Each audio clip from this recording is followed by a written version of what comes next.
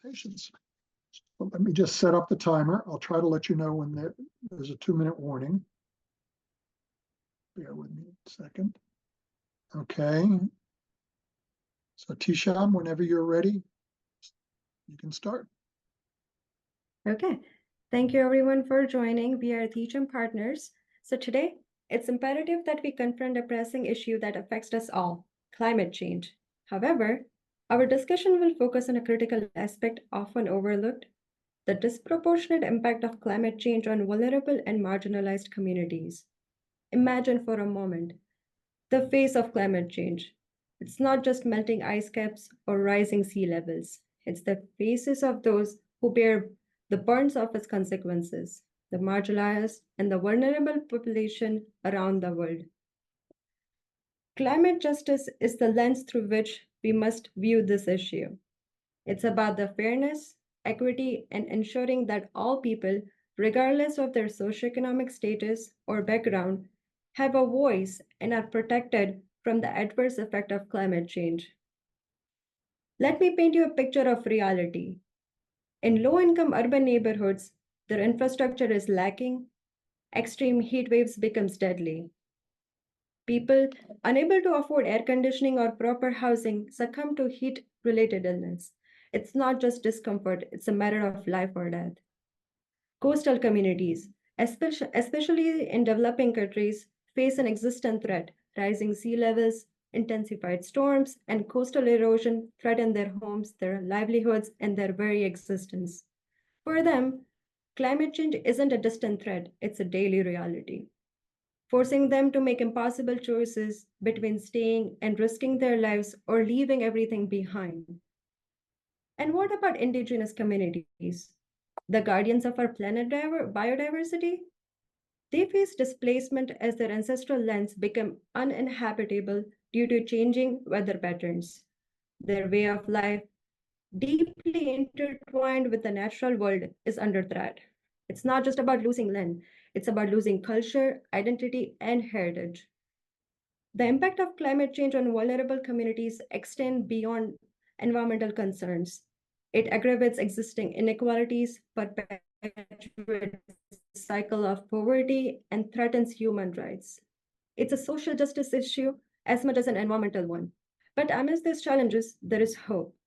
We have the power to make a difference. We can't afford to stand idly by while our fellow human beings suffer. We must take action, bold and decisive action, to address climate justice. This means prioritizing the needs of vulnerable communities in our policies and decision-making processes. It means empowering communities to participate in climate action, ensuring that their voices are heard and their rights respected. It means investing in sustainable development initiatives that enhances resilience and reduce greenhouse gas emissions. It's not just about local action, it's about global solidarity. Climate change is a global issue that requires collective action. Developed nations must fulfill their obligation under international agreements like the Paris Agreement, providing support and assistance to developing countries in their adaptation efforts. In conclusion, climate justice is not a luxury, it's a necessity. It's about recognizing our shared humanity, our shared responsibility to protect the most vulnerable among us. As we strive to build a more sustainable and equitable world, let us remember that our actions today will shape the world of tomorrow for better and for worse. I will pass it along to Sarah. Thank you, Janvi. I would like to focus on the importance of empowering Indigenous voices.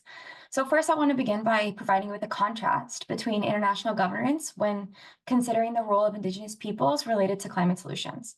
So one example is Nepal. It's a country that's particularly vulnerable to extreme weather events due to their high peaks and mountain valleys. You might remember the earthquake in 2015 or their two extreme landslides and flooding disasters in the spring and fall of 2021. While this most recent experience has inspired the country to kick off innumerable projects to combat climate change, unfortunately, our research shows that none of these projects amplify the voices and knowledge of their 8.4 million Indigenous people. In fact, an article published by Amnesty International in the fall of 2021 bore the grim title, Nepal, Indigenous Peoples, the Silent Victim of the Country's Conservation Success Story. So this article discusses the forcible and violent evictions of Indigenous peoples from their native lands, even as recently as 2020. This action directly contradicts research conducted by the World Bank, which showed a strong correlation between Indigenous presence and natural ecosystem protection. In contrast to this, our company had the opportunity to attend an interview with Chief Borrell from the Virgin Islands and have learned that he and many other Indigenous leaders have been working closely with the UN on climate issues. Himself and this coalition even helped to write the UN's SDGs, which inspire so many of us today. So that these Indigenous leaders breathe environmental conservation at every opportunity speaks to the power of their passion for protecting Earth's natural resources. An extensive study done by the World Bank concluded that Indigenous peoples are the forgotten partners in biodiversity conservation, and their report makes the case for the immediate incorporation into all forms of development interventions that have to do with their land resources and environment. We also have found this to be vital. So one issue of concern, which comes from a study from the MDPI, shows that young Indigenous people in Nepal have a falling opinion of their ancestral farming practices. This was in their study attributed to low respect for Indigenous voices seen in the country. However, our research shows that important knowledge about natural resources, like Indian black soil in the Amazon or oyster reefs in Australia, have been passed down through generations and are useful for protecting biodiversity and even capturing carbon from the atmosphere. So without companies like Tiichám Partners and others amplifying Indigenous voices, we risk the critical knowledge of these Indigenous peoples, which they have passed down through so many generations, being passed into obsolescence and being forgotten, and then setting human discovery back thousands of years. So this is why we think it's very important that we work together with Indigenous peoples as we formulate our solutions for the environment. Thank you.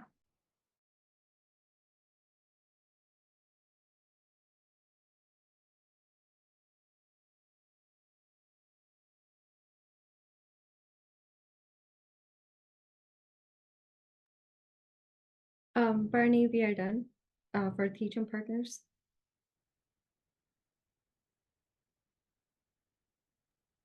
Sorry, you are done. Yeah. Okay, I'm sorry, I was muted. I'll hold off on giving feedback until I can give feedback to everybody in the room so that nobody has an advantage over anybody else of hearing everybody's feedback one at a time. So I think next up on the schedule is Green Horizon Consulting. And bear with me while I get my timer ready. So you tell me when you're ready, and then who's going to go? Yeah, we're ready to go. Okay, all right. Thank you. The clock has started. Hello and good morning to the Kavanagh Council. Thank you for taking the time to listen to our Waste to Watts pitch last week on the benefit of expanding the utilization of your waste to energy plants in order to accommodate the rising demand of EV charging stations. And thank you for inviting us back again to expand on the ethical issues that drive our mission at Green Horizon Consulting. As a reminder, our Waste to Watts mission aims to market your repurposed energy as electricity for EV charging stations to fuel sustainable transportation and empower local community members to be active agents of change. The work that you do currently is truly inspiring as you lead the world in waste to energy systems, and we hope that with this idea, we can collaborate to create a cleaner, more energy efficient landscape together. We want to take this time, though, to speak more directly about what is at the center of both our work and yours, which is, of course, the people. In our current climate, landfills emit 41% of methane just in the state of California, the largest sources of methane released into the atmosphere. In fact, NASA scientists have identified landfills as super emitters of methane, a greenhouse gas that is 84 times more potent of a climate warming gas than CO2. This underscores the importance of the work that you are currently doing, and it demonstrates further the need to expand your global presence to aid in reducing these landfills. But beyond combating the climate crisis, the need for Kavanagh to expand operations is necessary to create safer, cleaner communities. Minority and low-income neighborhoods are disproportionately targeted by the locations of hazardous waste sites and other polluting facilities. As an LA native myself who grew up near the Whittier landfill, I can attest to the vast presence of these facilities throughout Southern California, also including cities such as San Clemente, Montebello, and Azusa, in which you all have operating plants in, putting millions of people at risk. Environmental racism is a serious issue today, subjecting millions of people of color and low-income communities to environmental hazards. From waste dumping to industrial pollutants, minorities face exposure to emissions and toxins disproportionately more than high-income households. This continuous inhalation of methane can also cause health impacts such as asthma, nausea, cancer, and even death in these communities. And in order to address these issues plaguing our cities, while fulfilling your commitment to leading environmental innovation, it is imperative to expand the utilization of your revolutionary waste-to-energy model in order to fuel EV charging stations to have a direct impact on the reduction of landfills for these communities.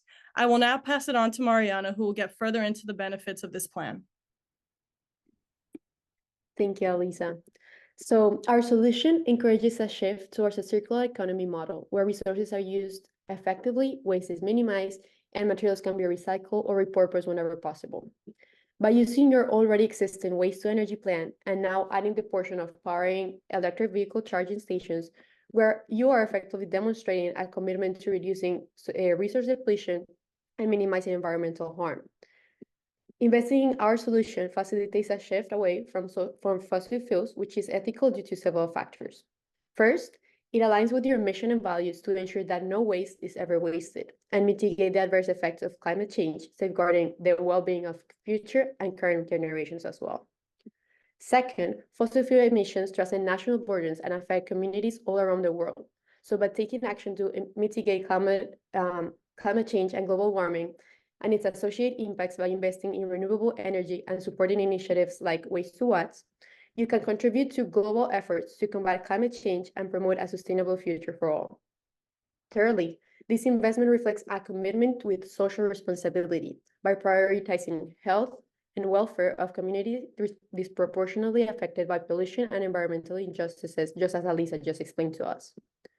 Customers are increasingly more attracted to companies that prioritize sustainability and ethical practices. So by investing in clean energy infrastructure and advocating for responsible resource management, Covanta is positioning itself as a leader in this space.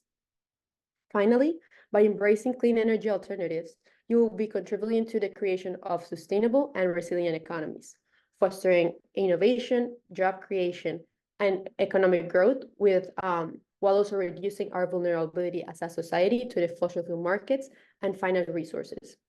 Now, my colleague Grace will tell us more about how you can contribute to the United Nations Sustainable Cities goal and how we can do well by doing good. Thanks, Mariana. What we do today has a ripple effect on our planet's future. The Waste to Watts plan directly affects urban life and promotes sustainable urban development. We want to help California reach its 2035 sustainability goals and make sure that all Californians have equal and increased access to charge their electric vehicles to make the shift as smooth as possible. Using Covanta's waste-to-energy process, we will help contribute to a more efficient waste management system and decrease pollution in cities and communities. This new energy then fuels sustainable transportation, creating a circular system in which waste gives back to the people rather than building up. While being reactive to the waste management crisis, we are able to be proactive in the transportation sector. Our solution is tailored to efficiently address multiple objections with one single action. Waste to Watts works in tandem with the United Nations Sustainable Development Goals, specifically SDG 11, to make cities and human developments inclusive, safe, resilient, and sustainable. We are helping to achieve this goal by providing people with access to cleaner streets and communities and clean transportation, being reactive to one issue and proactive until neither are a problem anymore. Although our plan focuses in California, it has the potential to scale outside of the states, even across the country and globally.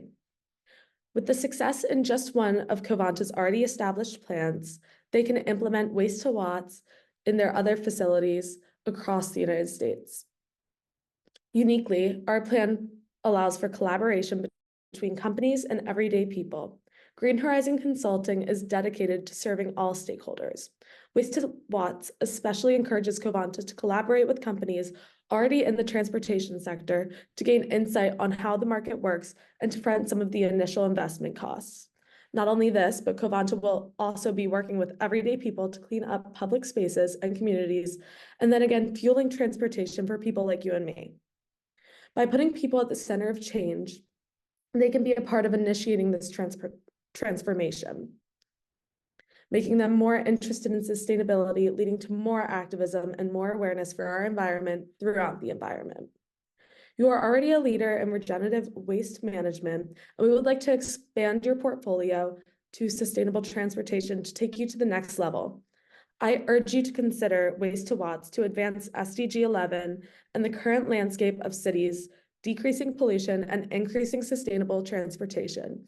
By making this commitment, we are not only investing in our planet's well-being, but also in the prosperity and resilience of generations to come. Thank you for considering this transition towards a brighter, cleaner future.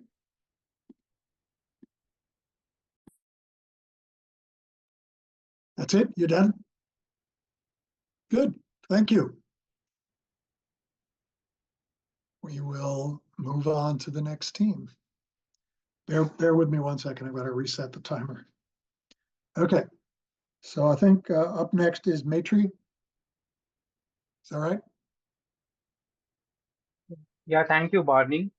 Okay, whenever you're ready, I am ready. go for it. First of all, I would like to thank you and all the judges for this opportunity to revisit the ethical implications of stubble burning and our proposed solutions, and also the feedback that we received earlier. We stand here not merely as advocates for change, but as guardians of a legacy that we shall pass on to the generations that follow.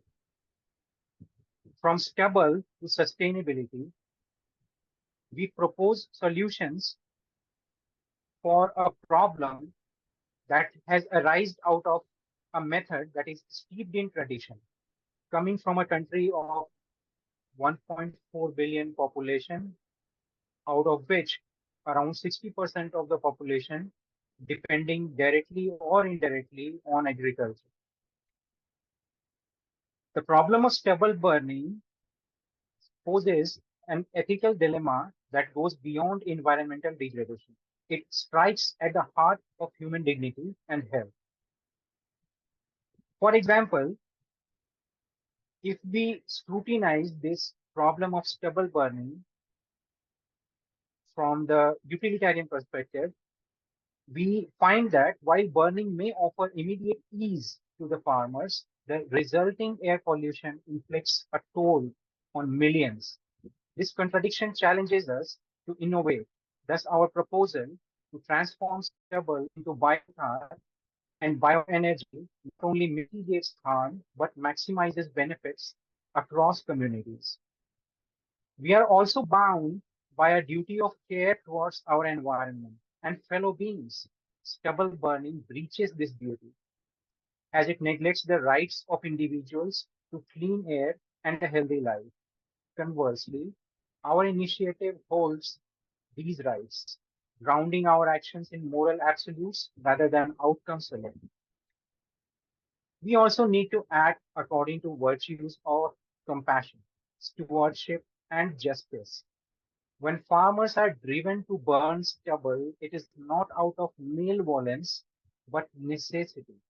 Our proposal seeks to empower these custodians of the land with viable alternatives, aligning agricultural practices with the virtues that sustain ethical living. We recognize the interdependence of individuals within communities. The practice of stubble burning, though a collective action, has individual consequences, disproportionately affecting the most vulnerable. Our strategy for sustainable agriculture and generation of biofuel out of agricultural waste fosters a network of care wherein farmers are supported and the health of the community is safeguarded. Espousing equality and the fair distribution of opportunities, we see that stubble burning is a symptom of inequity. By providing farmers with the means to convert waste to wealth, we strive to level the playing field, offering every individual the chance to thrive. Furthermore, in the context of environmental ethics, we acknowledge our moral obligation to non-human life and future generations. Our proposal embodies this commitment, opting for renewable energy solutions that reduce our carbon footprint and preserve the planet's vitality. However, the ethical dimensions of this problem are not merely abstract concepts, they translate into tangible consequences. The premature deaths, the healthcare costs burdening the economy, and the loss of biodiversity are real and measurable. They serve as stark reminders of the urgent need for ethical deliberation and action. Now I would like to pass on to my fellow team member Ashish. Thank you, Nilesh. Hope I'm audible. Checking on and continuing on the ethical problems at large, the health impacts are very varied. Stubble burning releases harmful pollutants into the air, including particulate matter 10 and PM 2.5, and carbon monoxide CO, which contributes to severe air pollution. The inhalation of these pollutants leads to respiratory illnesses such as asthma, bronchitis, and cardiovascular diseases, significantly impacting public health as well. Studies have linked stubble burning to increased mortality rate, like Nilesh has said, and reduced life expectancy among affected populations. Also, with the environmental degradation, the consequences of stubble burning are far-reaching. Air pollution not only affects human health, but also contributes to soil degradation, reducing soil fertility and nutrient content. The deposition of ash from burning stubble alters the soil pH levels, affecting crop productivity. Moreover, the release of pollutants into the atmosphere contributes to water and air pollution, affecting ecosystems and wildlife. Moving on to the next one is one of the ethical challenges is the climate change itself. Stubble burning is a major contributor to greenhouse emissions, releasing carbon dioxide, methane, and nitrous oxide into the atmosphere. These gases are potent contributors to global warming and climate change. The ethical dilemma arises from the disproportionate impact of climate change on some vulnerable populations, exacerbating existing socioeconomic disparities and jeopardizing future generations' well-being. What I mean here is, why are some people subjected to very populated air while some can breathe freely? The solution here that we suggest is converting stubble into ethanol and biogas. Ethanol production. Ethanol can be produced from agricultural residues, including stubble, through biochemical processes such as fermentation and distillation. Stubble-derived ethanol is a renewable biofuel that can be blended with gasoline to reduce fossil fuel consumption and greenhouse gas emissions in transportation. The conversion of stubble into ethanol not only mitigates air pollution, but also promotes energy independence and reduces reliance on imported fossil fuels. Moving on to biogas generation, with this, anaerobic digestion of stubble produces biogas, primarily composed of methane, which can be used for cooking, electricity generation, and heating. Biogas is a clean and renewable energy source that reduces reliance on traditional fossil fuels and minimizes greenhouse gas emissions. By using stubble for biogas production, farmers can generate additional improvement in their income while contributing to sustainable energy production. Moving on, the benefits of ethanol and biogas conversion would be improved air quality, because the transition from stubble burning into ethanol and biogas significantly improves the air quality by reducing emissions of particulate matter and greenhouse gases. Imagine what goes through a farmer ethically inside his mind. He knows that burning the stubble will kill his own family members greater than the population of Delhi, yet he still does that. With this transition, cleaner air promotes public health, reducing respiratory illnesses and enhancing overall well-being in affected communities. You have 2 Moving minutes on to to the go. okay, the climate mitigation. Ethanol and biogas derived from stubble have lower carbon footprints compared to conventional fossil fuels as well. The widespread adoption of these renewable fuels contributes to climate mitigation efforts, aligning with India's commitments under the Paris Agreement and global sustainability goals. Speaking about the global sustainability goals, sustainable agriculture is something that comes into mind. Utilizing crop residues for ethanol and biogas production promotes sustainable agriculture practices. Farmers benefit economically by selling their stubble for biofuel. There is also increased cost savings and investment opportunities in renewable energy. Some of the challenges that come are infrastructure development and policy support. Besides that, this is also a cultural issue where you have to engage the community. In conclusion, the ethical problems associated with stubble burning in India demand urgent action and innovative solutions. Our company MATRI has come up with one. It is not easy, but it is possible. By doing this, let us at least save one life so that we can tell our future generations that we tried. And that's all we want. Thank you. Thank you. And again, I'll hold off on providing feedback until everybody has presented in this session. So I think next up is Bright Light Consulting. And let me reset the timer. This is the hard part. Okay, go. Thanks so much for welcoming us back today, Apple Board of Directors. As consultants hired to provide sustainability-focused recommendations for you, we had a great conversation yesterday about the effects of e-waste around the globe and the legal and business ramifications that you can face if you do not address these ethical concerns regarding your closed ecosystem. Now, we know that there are a lot of complex considerations regarding Apple's ethical role in the global e-waste crisis, particularly as it pertains to Ghana. And we're so happy to take a deeper look into this today. Mark, you looked at the ethical issues surrounding how Apple's closed ecosystem is adding to the e-waste problem. Can you share some more about it? Absolutely. Let's take a closer look at the ethics of consumer electronics. There's a conflict of rights happening between Apple and your consumers. On the one hand, your closed ecosystem and repair restrictions are necessary to ensure that the highest standards of safety, security, and performance are maintained, while also protecting your intellectual property rights. But on the other hand, it's raising concerns on competitive practices and monopolistic control. Stephen, can you explain how Apple's closed ecosystem drives consumerism? Yeah, so Apple, your highly integrated ecosystem, although wonderful for users, has a negative downside for society and the planet. We also know that while Apple is a leader in tech advancements and is releasing the newest and latest products, unfortunately, you also play a passive role in this e-waste issue. So this passive behavior can be seen in things like your annual product launches, feature incentives, and through a large marketing push to make it easier to trade in a phone rather than get it repaired. So in 2023 alone, Apple, you sold 235 million iPhones globally, and as a result, 130 million phones were thrown away. Now, this is a known issue. That's why customers and right to repair advocates argue that once a product is purchased, the owner should have the freedom to repair it through the service provider of their choice. Smartphones have become such an essential part of day-to-day life that it's almost unfathomable for it to be controlled so tightly by a single company, no matter how forward-thinking that this company might be. Allowing open access to repair and service smartphones provides immense opportunity for small businesses and people around the world, which will drive repair costs down.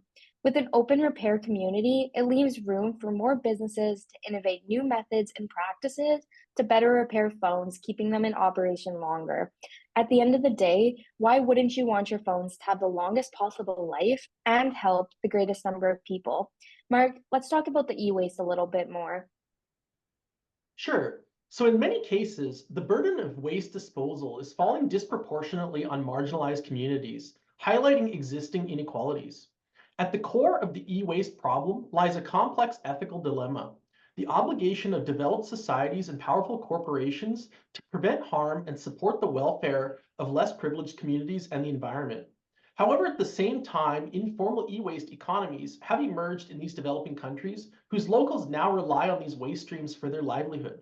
So any solutions needs to also consider the impact on these informal economies and finding alternate ways to allow these people to safely provide for themselves and their families. The mountains of discarded tech in Ghana are not just heaps of trash, they also symbolize a moral test. Is it defensible for the developed world to reap the benefits of technology while outsourcing the hazards? Yeah, that's a question we all need to ask ourselves as consumers of electronics, and for you, Apple, as a large company making them. we must scrutinize the tangible impacts of our actions. So while effects have been seen in Thailand and China, Ghana feels the brunt as they get 60% of the world's electronic waste and it's dumped in their country. So this is where you can see the tangible harm that Mark was talking about. So there's that informal sector handling the waste epidemic, often involving children being employed in dangerous recycling operations. The environment suffers from toxins damaging the soils, air, and water. And the communities face poor living conditions and strained healthcare challenges as a direct result. But there's potential for good. A commitment to sustainable practices can revitalize industries, support economic growth, and ensure decent work, aligning with the UN's SDGs. But what does this have to do with you, you might ask, right? You're not the one shipping e-waste to Africa. Well, as an influential market leader, consumers are beginning to expect more from corporations, especially Gen Z and Gen Alpha, who make up 22% of the global population. They're very eco-conscious, and losing them would be a large share of your market. Apple, you've already made a great impact so far on many of the SDGs, with initiatives aimed at incorporating recycled materials and targeting carbon neutral energy usage in your facilities. And while we recognize that you've already launched various iPhone recycling and right to repair initiatives, we have noticed that there are a few gaps, and we really want to fix these. For example, your current iPhone recycling program focuses on recovering raw materials and minerals from phones, but many of the phones and their component parts might still actually be in good working condition. So what this is doing is effectively wasting the energy and effort that went into the production, and it does nothing to prolong the life of iPhones. So what would we suggest as the first commitment to sustainable practice? Well, the right to repair can foster an ethical framework for your operations. Let's first consider your current production methods, the life cycle of iPhones, and the end-of-life policies. Are they defensible on ethical grounds? While they were at one time, consumers are wanting more from companies and from you. The repairable design that we suggested can decrease waste, amplify device longevity, and empower consumers. This stands in a stark contrast to a closed ecosystem approach, which instead leads to accelerated obsolescence and build on defensive design. I want you to consider that the pursuit of profits without consideration of waste reflects a short-sighted understanding of wealth generation. You must think about social well-being, environmental sustainability, and ethical integrity. By prioritizing profits over responsible use and management of resources, we compromise our ethical commitments and undermine the foundation of a just and sustainable society. And it's not just your customers you need to worry about. Legal pressures from investors and governments have also been forcing Apple's compliance with growing consumer rights and sustainability lawsuits and legislation. So these consumer rights lawsuits have cost Apple nearly $1.5 billion, and more of these types of lawsuits are already in progress. If Apple is not the industry leader in these types of consumer rights initiatives, then they will have no hand in crafting those regulations, which could cost Apple much more in the long run. So what do we do about this? Well, once we can be sure that Apple has addressed the legal issues, the ethical acceptability of embracing a right to repair approach becomes crystal clear. It propels you towards a circular economy, reducing waste, supporting responsible consumption, and championing the longevity of your products. This goes beyond compliance. It's about Apple leading towards a future where technology and sustainability go hand in hand. So the key initiative that we recommend is to prioritize repairability to extend the iPhone lifespan, which will ultimately reduce the amount of electronic waste generated. You have 2 minutes. 2 minutes left.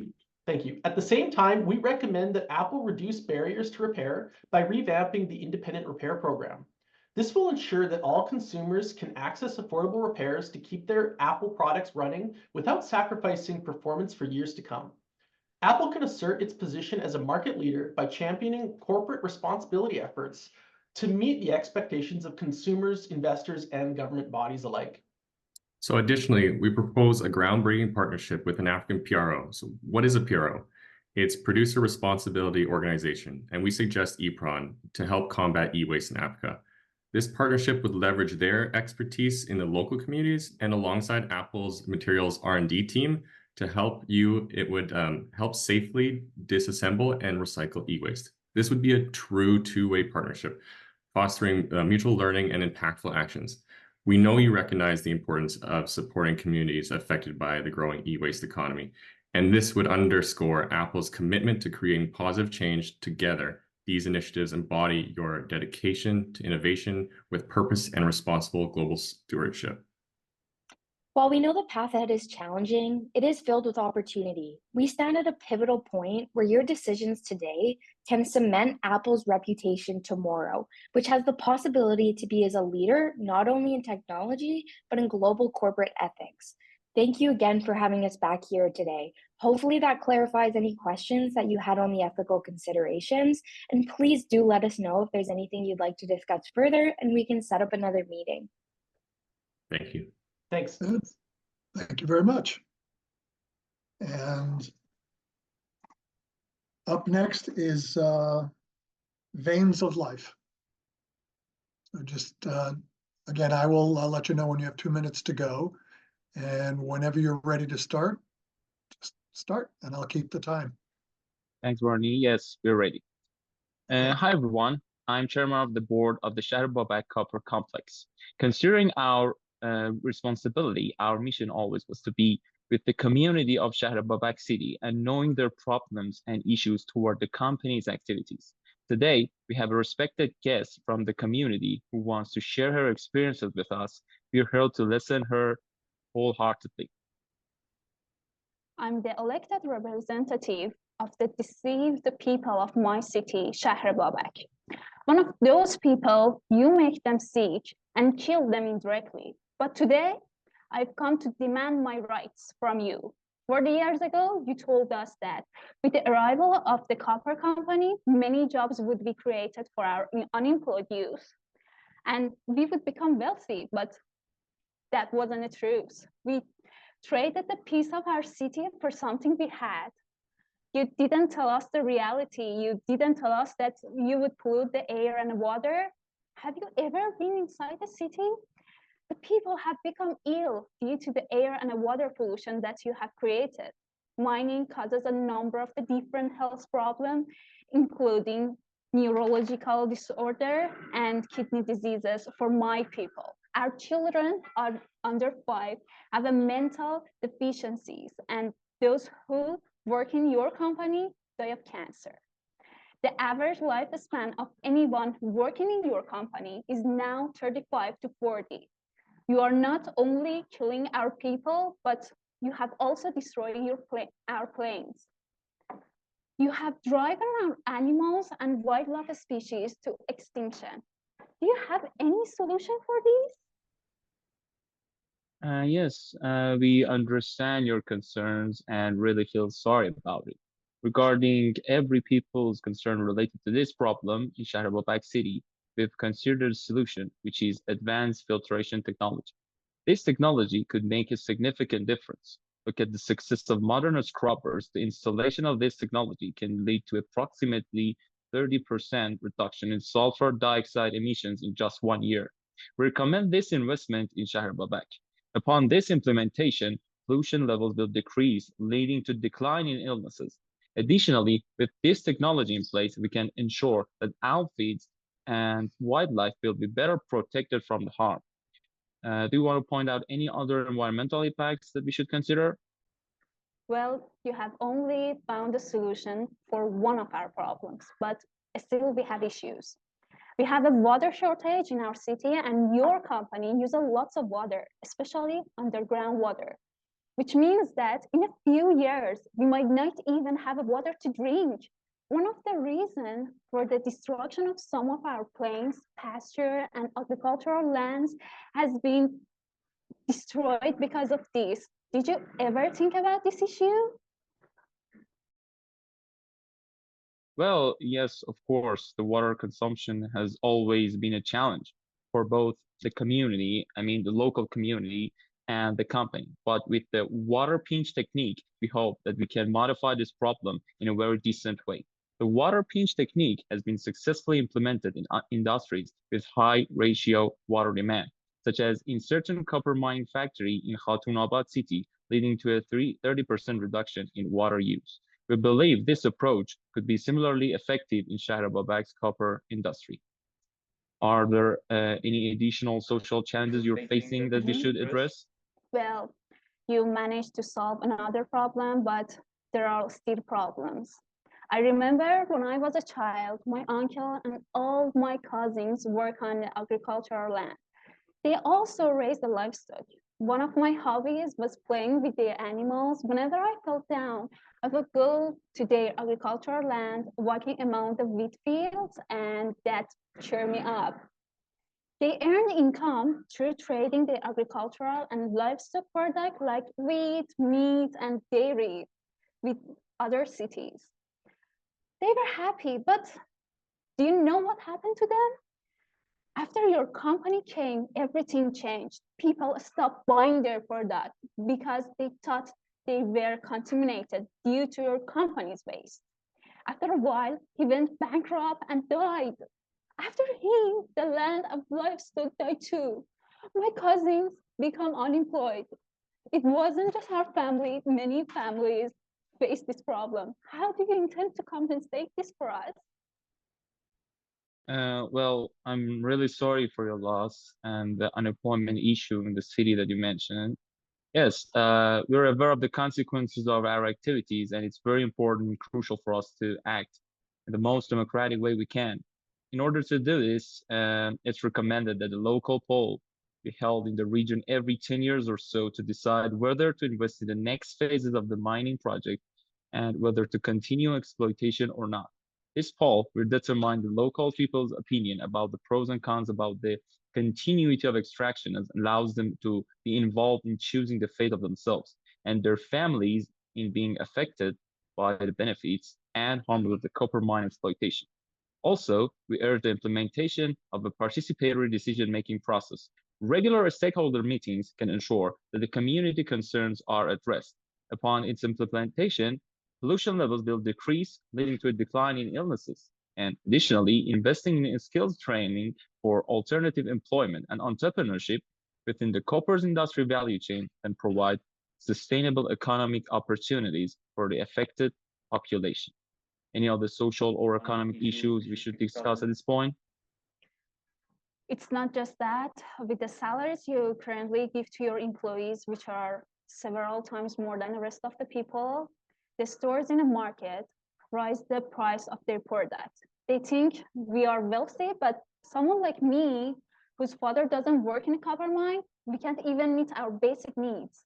Every week, we are forced to travel to the nearby cities to escape this inflation, which take 1 to 2 hours. You have created economic inequality among us. What do you want to do with this issue? We truly understand the difficulty of these economic issues to the dear citizens. To combat this, we recommend stimulating the local economy by investing in the regional supply chain. Initiatives to encourage local production of goods and services can increase the availability of affordable products, thereby countering the inflationary trend and enhancing the quality of life for all dear residents. Beyond the immediate economic and social interventions, it's crucial to address the long-term environmental recovery of the region. The impact of copper mining on local ecosystem can be very profound. We also advocate for the establishment of a decided environmental recovery fund. This fund financed by a percentage of the copper company's profits. This fund would be directed toward forest restoration, soil rehabilitation, and cleanup of the polluted sites. Additionally, the creation of health monitoring programs would be helpful to track the well-being of the community over time, somehow ensuring that health issues related to the pollution are promptly addressed. Are there still any problems that has been neglected? 2 minutes left. Well, considering the solutions you have mentioned, it seems that this problem will be resolved. Thank you very much for your consideration. It was an honor to be among you and listen to your heartbreaking problems. Considering the ethical problems mentioned by you and solutions presented by Veins of Love Consulting Group, we deeply hope that our solutions would have an influence on solving the problems that people in Shahr Babak are facing. Thanks. Okay, I think that's all the groups. Take a deep breath. This stuff is hard. And at the risk of repeating what I may have said yesterday, Get ready, because when you're done with school, you're going to be doing presentations like this for the rest of your working life. It's why people will hire you. I strongly encourage you to put this event, this competition, on your resumes. It looks really good on a resume and gives the people who are reading your resume another reason to hire you as opposed to somebody else. What I like to say is that there are 3 parts to any presentation you give: the beginning, the middle, and the end. So that sounds kind of silly, right? But at the beginning, when you start out, tell your audience what you're going to tell them. You know more about this topic than anybody else in the room, whether it's a Zoom room or live. So bring them along the journey with you. So tell them what you're going to tell them. The middle part, tell them. Give your presentation, the issues you identified, the solutions you recommend, and then at the end, a reminder. Sort of go back to the beginning. This is what we were talking about.